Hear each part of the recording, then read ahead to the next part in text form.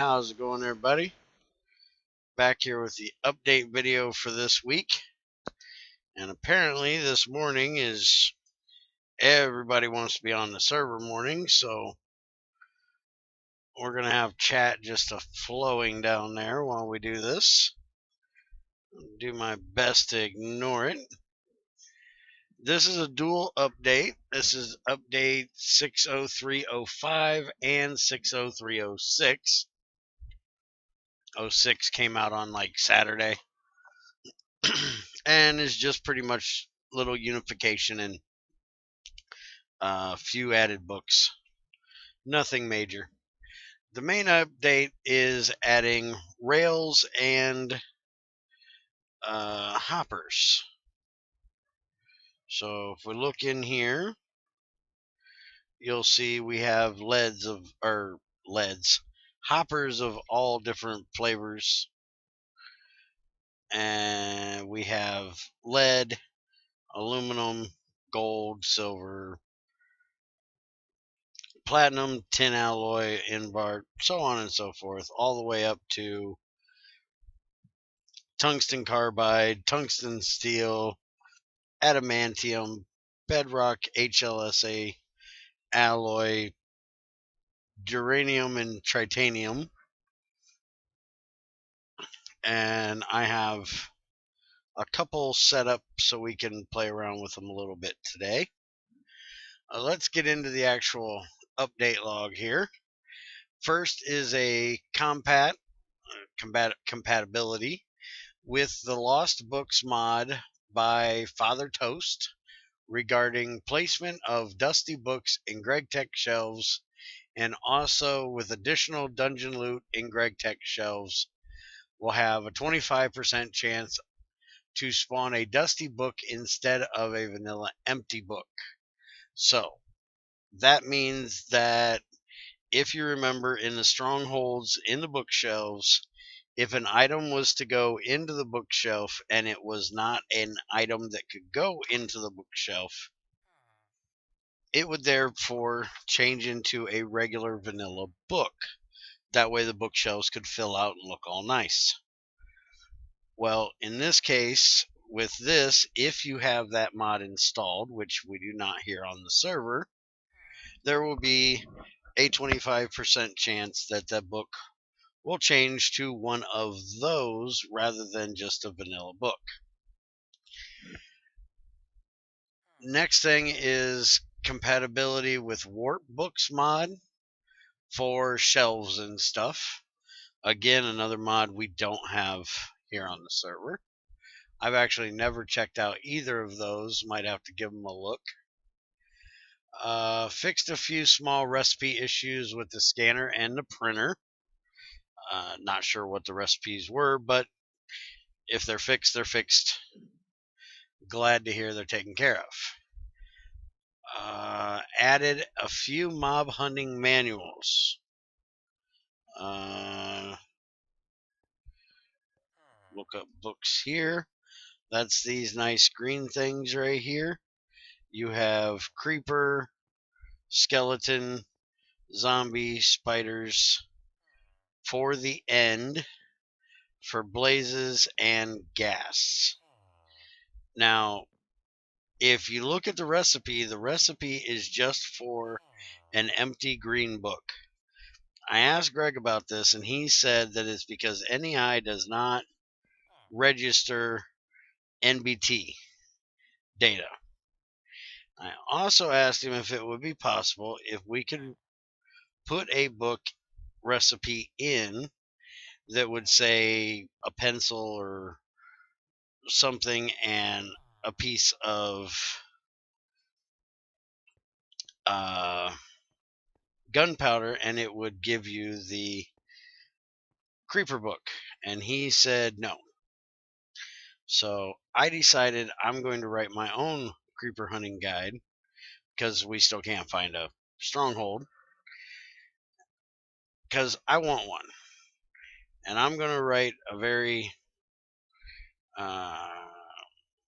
trying to think complete guide of how to kill a creeper, hunt a creeper. If I can remember, I'll do it at the end of the video. But that's the ones he added. They're only found as dungeon loot. I'm forced by the outside world to do almost nothing during these times. I decided I will just write some Gregtech books. So that's why I added those books. All right, so next thing he added is Gregtech rails. So these are similar to Railcraft rails and vanilla rails. But you have detector rails, regular rails, and booster rails. And they are made with the Gregtech rails. If you don't have Railcraft installed, it'll just be a stick like a vanilla rail. If you have Railcraft, then it's going to be the wooden rail beds. And then this being a detector rail has a wooden rail bed, pressure plate, redstone. Now, the nice thing about these is the speed of them. If you do, say, aluminum rails, which are the weakest that I know of you can make, their speed is only 0.5, so they will be half the speed of a regular rail. Where if you do, say, a tungsten carbide or a tungsten steel, it's going to be 2.25 or 2.5 times a regular rail speed. So more than double the speed. And then you have bronze, which is almost regular, titanium, which is double, steel, which is just a little bit faster. And I've got some parts made up so we can play around with these as well. So I will check them out here in a little bit. You will notice that with the booster rails, it depends on what type of booster rail it is, on what it takes. The steel booster takes gold, the aluminum takes silver, titanium, let's get the titanium booster, not the regular. Alright, I'll just quit arguing with me. Takes electrum. And then tungsten steel will take platinum. So depending on the grade of the rail depends on what material is using to boost it. Alright, so let's get back to changelog here. See what Greg actually has to say about the rails here. Not as complex as Railcraft ones. They are essentially either improved or cheaper variants of the common vanilla rails. He added possibility to copy blueprints to the scanner USB printer. Hi, how are you? At least you're not a creeper. I'm guessing that is blueprints from Buildcraft. Let me look this up here. So that would be the empty blueprint you can make. Place in blueprint slot and shift click it to assign recipe. Oh, so is that actually the blueprint you can use right here? Cool. I didn't even know he actually added one of them. But I wonder if you can do the Buildcraft ones. It'd be nice if you could. I need to ask him about that. But I'm going to have to try this out. So it needs paper in a bath with blue dye. And that's the same way you make the Buildcraft one, except it's 8 pieces of paper. All right, so I'm going to have to test that out, but I don't have a bath setup of blue dye in it, so I'll test that out another day. Let's see. Next is the hoppers. They're vanilla-like hoppers made of different materials, and I already showed that they come in all the nice fruity flavors.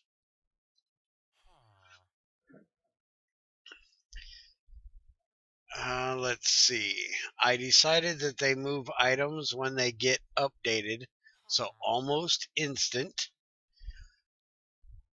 or once every 64 ticks. They are less laggy and have slightly different item movement speeds and inventory sizes. Can also interact with minecarts if they are pointed into a rail or are below a rail. Also works with modded rails. And there is a big old like chapter of stuff on hoppers. So if you want to kind of know what all it says, I'll read that in a few minutes. But I want to make a few of these hoppers and check them out. You'll see that they take 3 curved and 2 regular plates. I chose 3 different variants here to make that have 3 different sizes. So we have lead, titanium, and gold. Lead has a slot count of 1, gold has a slot count of 6, titanium has a slot count of 12. The best one being the adamantium bedrock alloy. Titanium, as far as I can tell, are the best, which can't make here on the server, with a count of 36. Now, I do know that one thing he said was that you could turn these by wrenching them, which that's something I just noticed right there. Hold on a second. Don't really like the way that worked. If you notice, I placed it onto the rock crusher, and that should have... Okay, I shift clicked it, it did do it.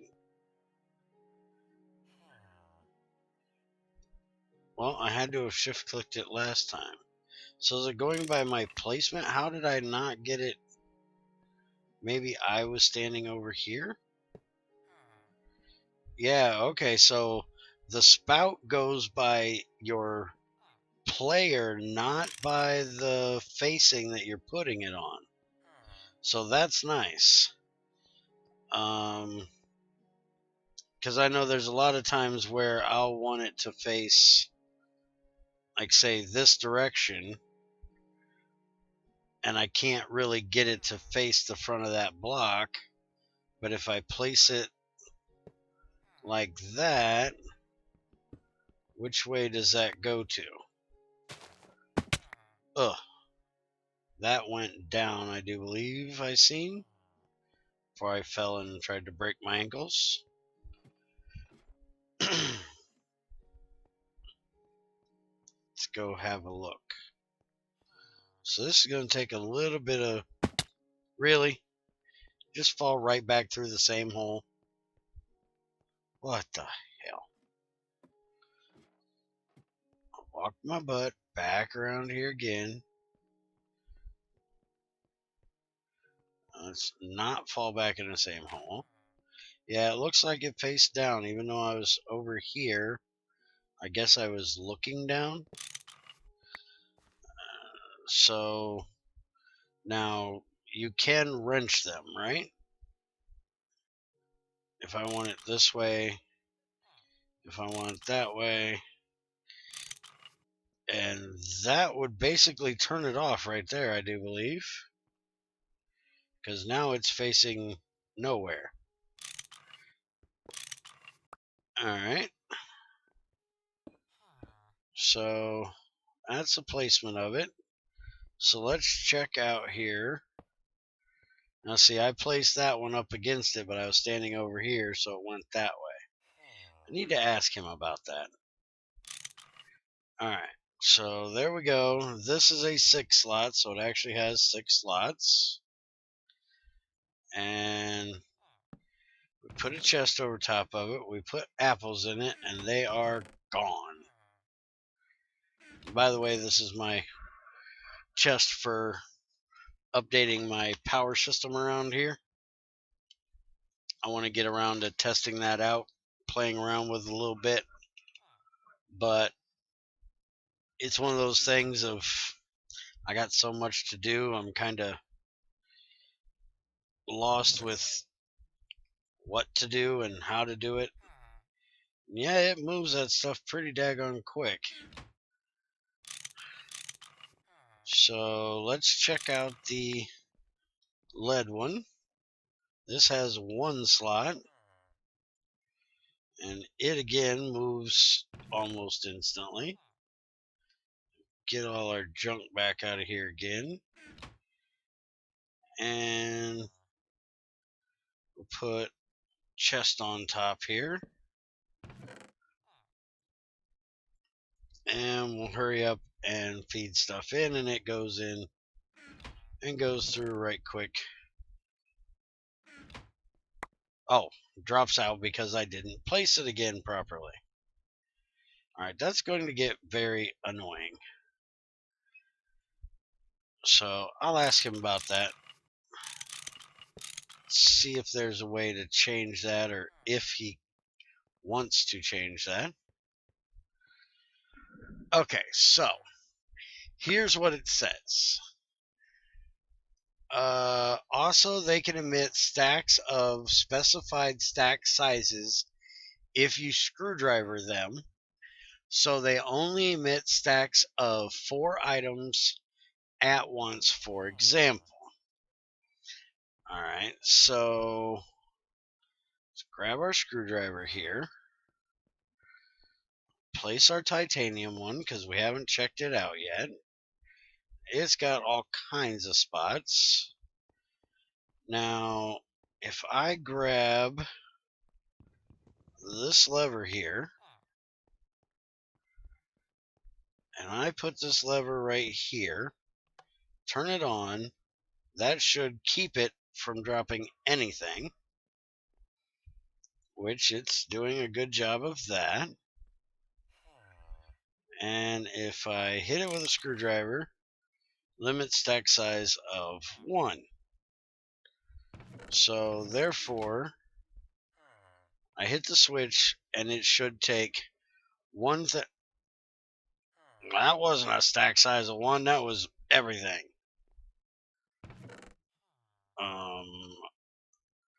Let's try these. Since these are all the same thing, that's not a stack size of 1. That's everything instantly. To me, stack size of 1 would mean it's going to take one thing out of a stack every time. So, don't know. I'll show that to Greg as well. See what he has to say about that. Let's see.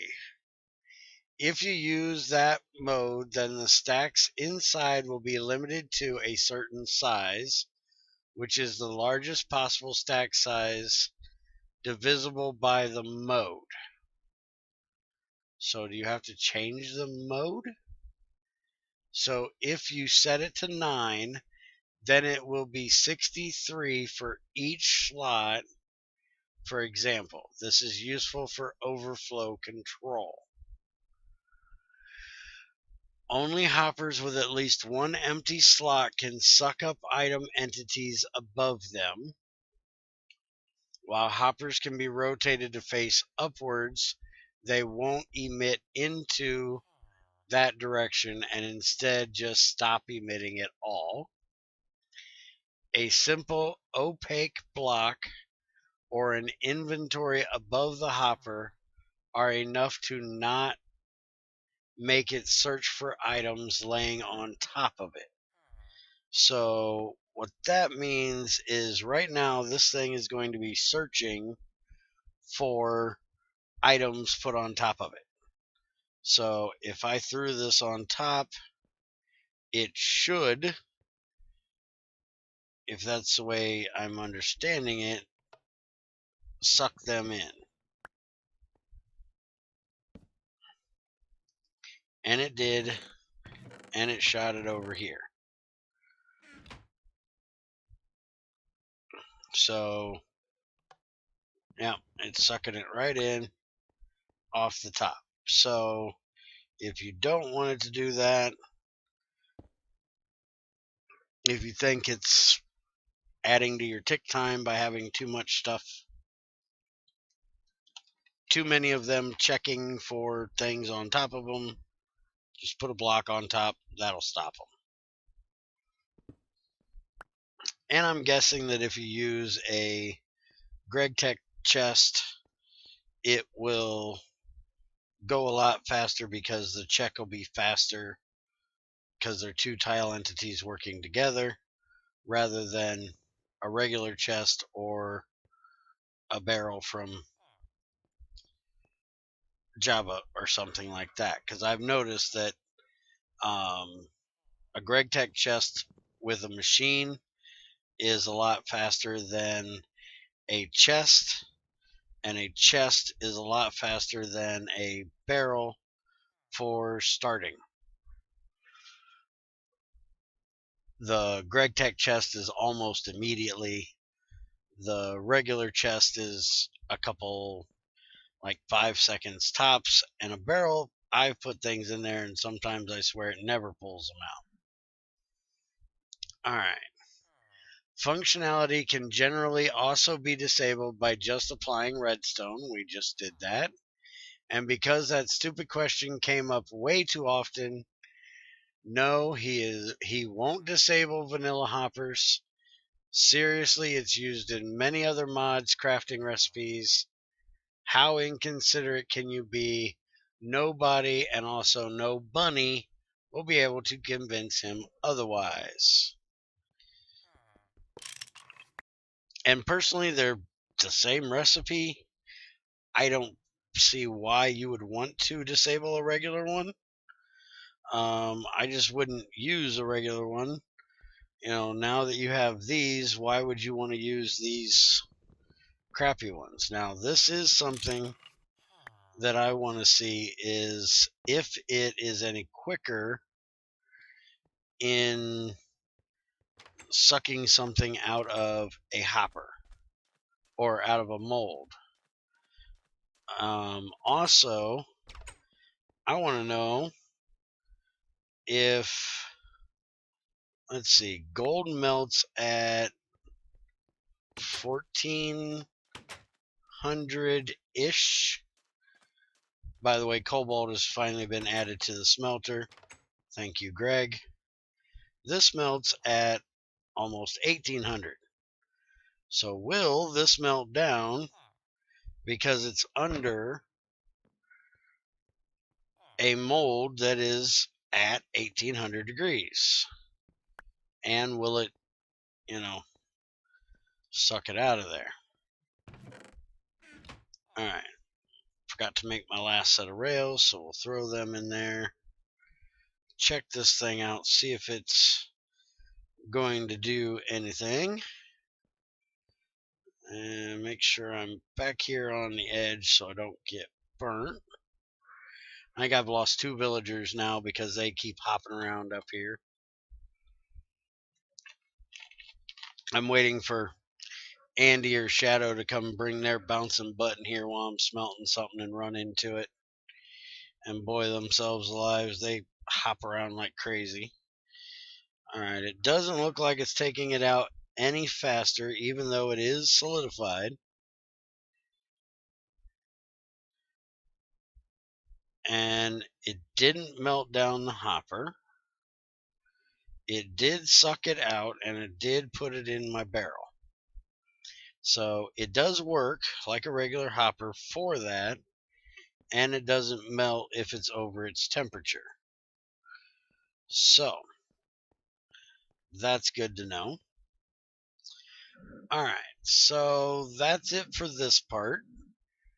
Now we have the 0.06, and like I said, it's just a little change here. Change some default unification targets for preferring certain Project Red and Ender IO stuff, because even though they used the OR dictionary, their recipes didn't look for the OR dictionary, it looked for the actual item. So it had to be set for them, not for the Gregtech variant. Anybody that's using Gregtech, if you find where a recipe isn't working with the Gregtech, change your unification in the unification change and config to true for the mod that you're using it for. So like AE2, you would go down to the AE2 part, look for charge Certus quartz, and set it to true instead of false. That will unify it automatically to the AE2 stuff rather than the Gregtech stuff. And then try the recipe again before you go complaining that it isn't working.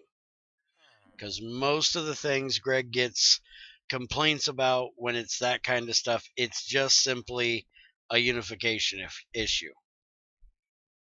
And it's something that you can actually change on your own. Now, you may want to report it to him. Hey, I had to change this to unify to AE2. But you'll be able to at least fix it yourself and not wait for the update to fix it for you. Changed, replaced the gas guide with which guide, also added the gas info to the blaze guide, and renamed that guide to fit for this new additional info. So I'm guessing the blaze guide will now be called a nether guide rather than a gas guide. I do believe I seen the gas guide and the blaze guide in there. So when we updated, he probably put in, yeah, there's the blaze and the gas. So I'm guessing that we're actually on the 5 update, not the 6. And that this will probably be changed to a witch and nether guide respectively. But since I can't make them, not a big deal. Updated thermal expansion related resources, mixer recipes, and unification targets, and added text to the spider guide. Also added more text to some of the other guides. So that's what's happened in the 0.06. Hi. Yeah, hi to you too. And that is your update for this week. Now I'm going to, one thing I forgot last time, you might have noticed I had this in my inventory, and I forgot to talk about it. This is a gem that Crazy found over in the new area, and I'd never seen it before, and I wanted to let you guys know about it in case you were playing an older terrain gen that did not have it. You'll see it can be used for tools. It is a 256 rather than a 128 like the garnets are. I only know that because I'm using garnets right now for tools. And you can cut it into plates. You can shred it into dust. And the dust can be electrolyzed into copper, silicone, water, and oxygen, 8 per run at 128 GU. So not bad. Also, I noticed another thing Crazy found was she found iodine salt vein, which I did not know existed. Basically, it's a salt vein just like the regular salt vein that has salt, rock salt, and the two that give lithium that I can't pronounce. But this one had iodine salt, zeolite, and regular salt in it. I'm guessing it probably had rock salt too, and she just didn't notice that one. But you'll notice that the iodine salt dust can be electrolyzed into iodine and chlorine. That iodine salt can be mixed with silver to make silver iodide, or it can be canned with a can to make a iodine capsule. It can also be used with the MC wax pill to make your rat away to cure radiation. I told her to save all of it she found because she has an issue with cobalt 60 kicking her butt constantly.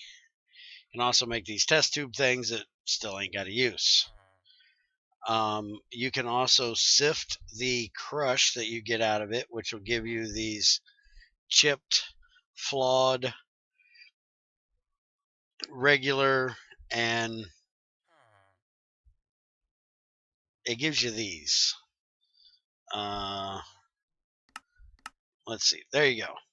So you have iodine salt for all the ones that would be above the regular, your legendary, flawless, or regular, exquisite, flawless, regular will all give the same chances. All give this, or all give their chances, but give the same iodine salt. And then you have your flawed, your chipped, and your dust as well. So you can run that through the sifter to try to give you a better chance at getting more stuff. The only difference is with this one, you don't have a chance of getting better ones, because even if you get this one, it's still only a 1 unit of, rather than 8 units of if it was a legendary.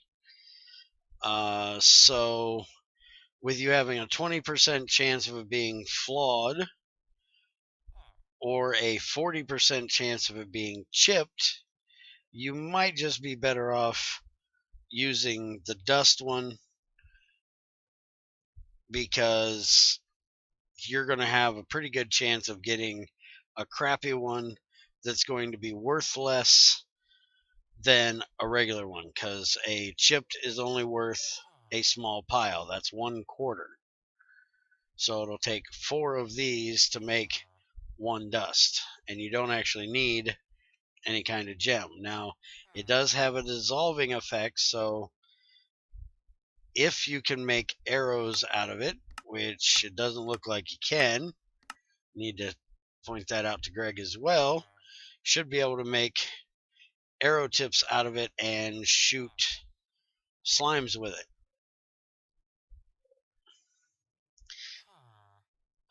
Let's see. Is there anything else I found? Okay, I want to write my guide real quick. See how bad I can do at this. Oh, I can't write it. I can't open it.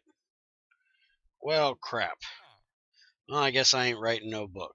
I guess these green books are just for placing on a shelf to look pretty. Daggone it. I wanted to write me a creeper guide. Alright, so have a good one. See you next time. If you have any questions, let me know.